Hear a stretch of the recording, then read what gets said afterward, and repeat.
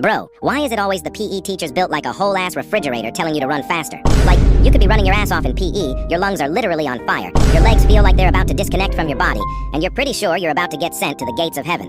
You're giving it everything you've got, but then you hear your teacher from the sidelines yelling, "Come on, guys, pick up the pace. You call that running?" Excuse me? What the hell do you mean pick up the pace? I'm literally dying over here, and you've just been standing in the same spot sipping coffee and eating a whole family-sized bag of Doritos. Like, bro, maybe if you ran as much as you ran your mouth, you wouldn't be resembling the size of a whole-ass vending machine. But you can't say anything, so you just have to keep running while he blasts the most cringe-ass music known to mankind.